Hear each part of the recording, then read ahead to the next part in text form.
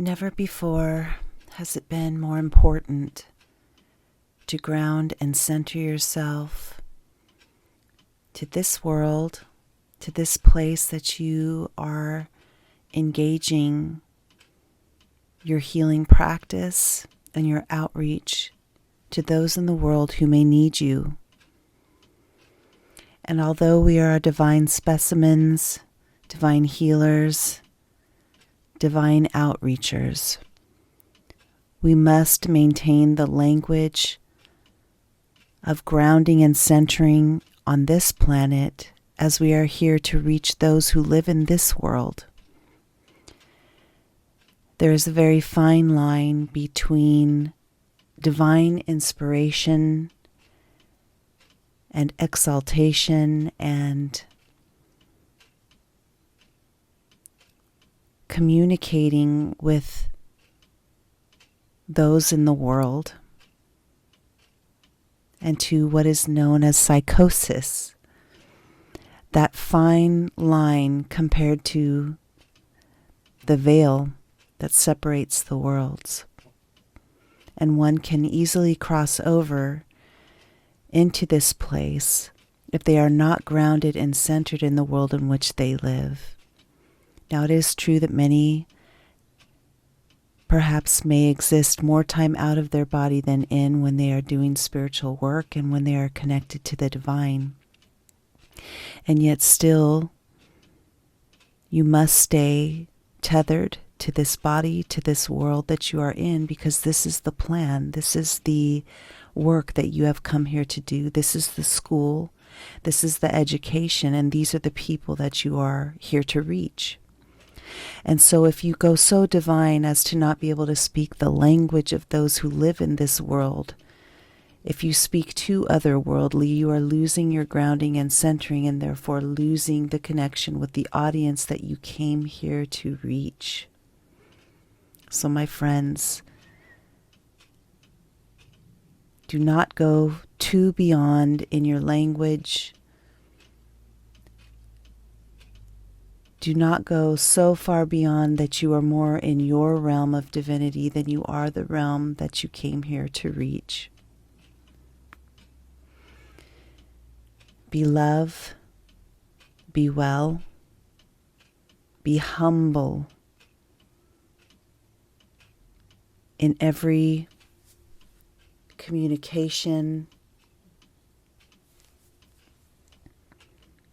and every mission that you are embarking on. Be humble. And this is the way to know one who is living in the light and one who is not.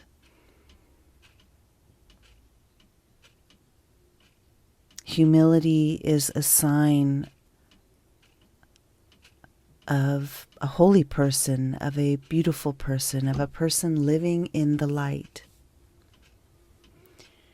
And when that is invisible, is non-present in an individual, they have not yet peeked into the light of being in which they are professing.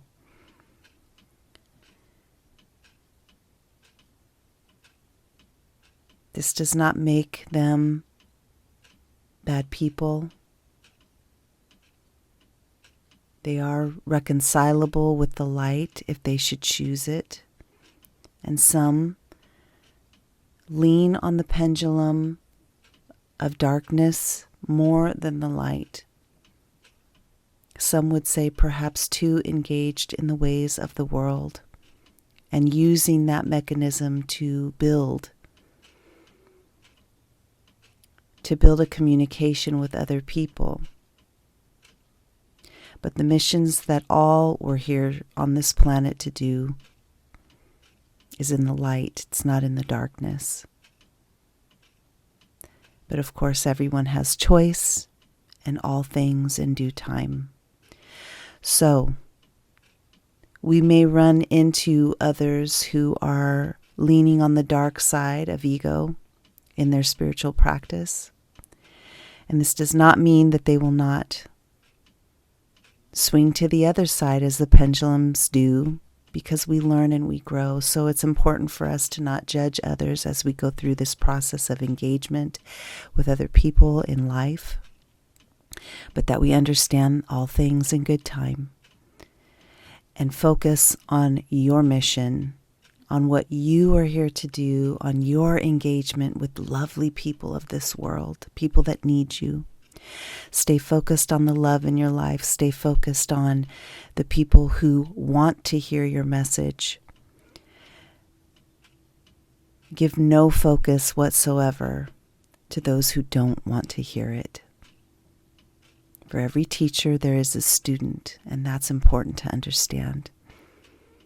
All things have their place in time.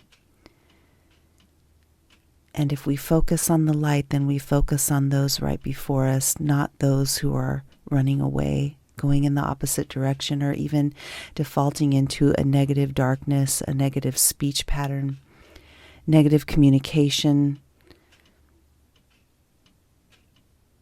This will occur in your life, in everyone's life. We will see the challenge of this in our own life. We are seeing the energy and the vibration of our world peaking with awakening.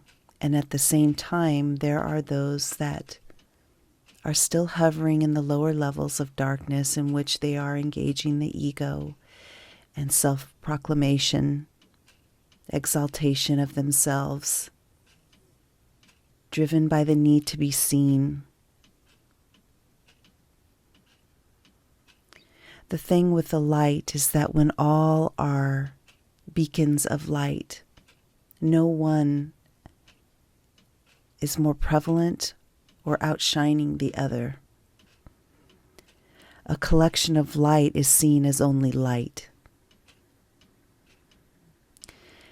And therefore, the teaching of humility comes into play because we are all just trying to beam light.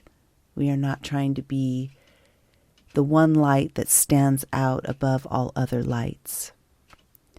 And when we look at it from this perspective, we can clearly see when we are in the presence of one who is wanting to make their light brighter than others. It's not a competition. In fact, it is the most common thing we all possess because we were all born of the light. And when we know this truth and we act upon it, and we are connected with the divine, there's no need to prove it. We just simply are. So with that message, I want to close and just say, remember that you are a beacon of beautiful light. You are wisdom. You are ancient. You have always been ancient. There's nothing to prove. Simply go out into the world, share your love and light, and be who you are. Thank you.